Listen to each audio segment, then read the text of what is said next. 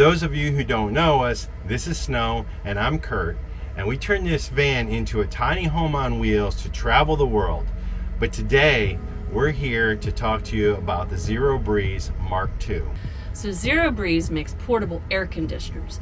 They reached out to us maybe 4 to 6 weeks ago and asked us if we wanted to give this thing a try. And they sent us one to try. You may have already seen it a couple of times in our past travel videos, but we like it.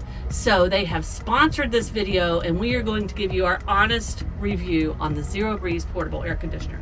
Yeah, so for those of you who've seen our van tour or watching along on our journey in our travel series, you probably already know we have an air conditioner in the van that runs off our battery system. Yeah.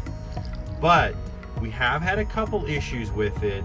One time Vanna crunched the temperature probe and we were in the hot and humid weather in Florida without air conditioner. But in any event, we just didn't want to be in a situation where we were stuck without air conditioner, so we looked at this as a great idea as a backup and also something we could use maybe in some unique situations. So before we decided to do the review, we wanted to make sure we were comfortable with it. We have been playing around with different configurations of this thing for well over a month, and there's some pretty cool things. The first one, and my favorite one, it is super quiet. We actually thought it was going to be loud. It is not. It is quiet, and it blows incredibly cold air. Yeah, and it runs on battery, so 24 volt, 35 amp hour lithium battery. This thing is super lightweight, almost like a little boom box you carry around back in the day.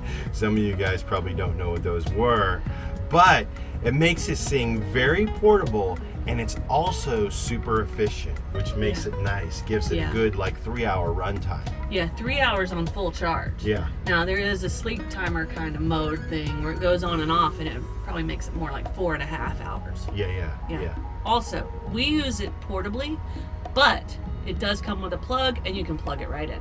Yeah. So let's talk about how this thing works.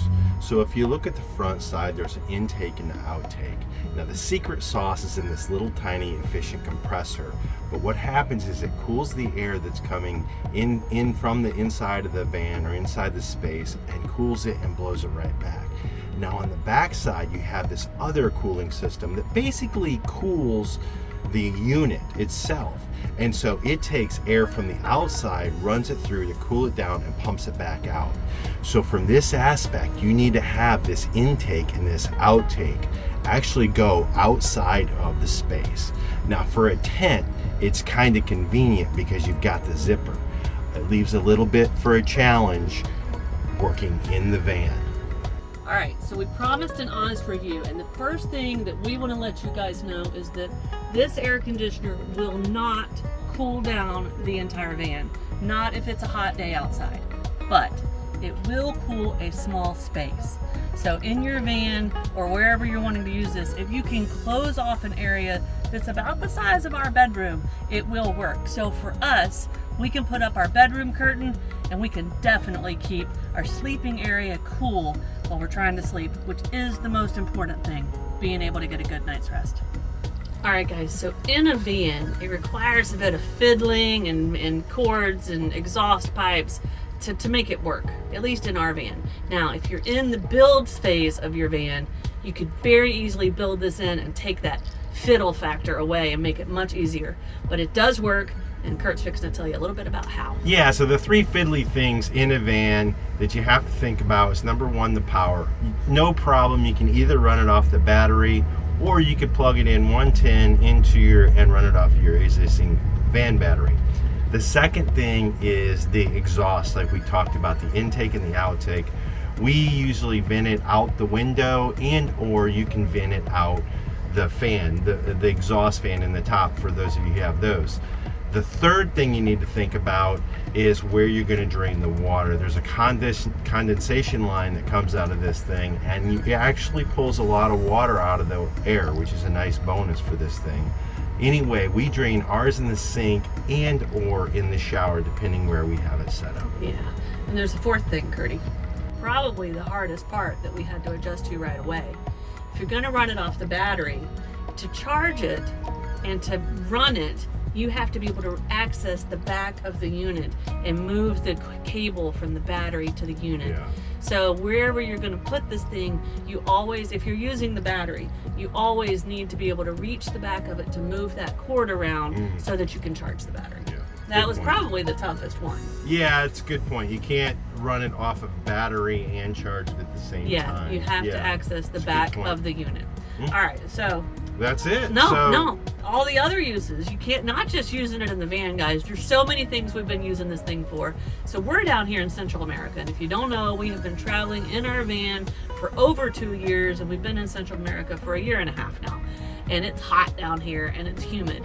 So not only is it about keeping the van cool, but if we're going out for some coffee or a brunch or something, we take this thing with us because it's light. We sit it on the table and you literally have cold air blowing on you while you're having your croissant and your coffee.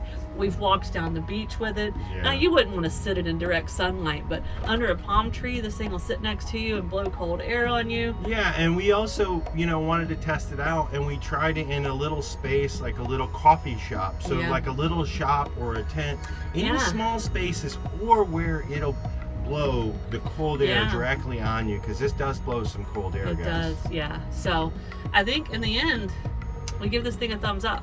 We give it a thumbs up. There are definitely unique applications for it. We don't want to give you the wrong impression No. that you can just buy this and it's going to be what cools your van. You're going to obviously have to charge the batteries if you choose to be able to run off the batteries, so you need that power source, and then you need a place to be able to vent the exhaust and the intake as well as drain the water. So those are things you need to do. But this thing is If you were, cool. if you are living or traveling in a van and you do not have air conditioning, or you have an air conditioning that works, 85%, yeah. this is a good backup, or this is good for the really hot or humid nights to get you through the night and still be comfortable in your van so you can enjoy your trip. I would love to see them take this efficiency of this compressor, make it into a larger model and something that maybe is not as portable, that can run a van. van. Yeah. Because the technology they have in this is really cool, guys. So we want to thank ZEROBREEZE for sending this unit, because we're definitely using it. And for sponsoring this video, there will be a link on our website, which you can see right here, and also in the video description if you want to go learn more about ZEROBREEZE, and if you want to get one for your van or your tent or your back porch or whatever, because like I said, this thing gets a thumbs up from us. Cheers, guys. Yep, we'll see you in a few days back over on our travel series. All right, guys. If you like this video, be sure to subscribe to our channel and hit that notification bell so you guys know when we put out new videos. And don't forget, you can always follow us over on Instagram to see what's going on in between videos. Cheers, guys!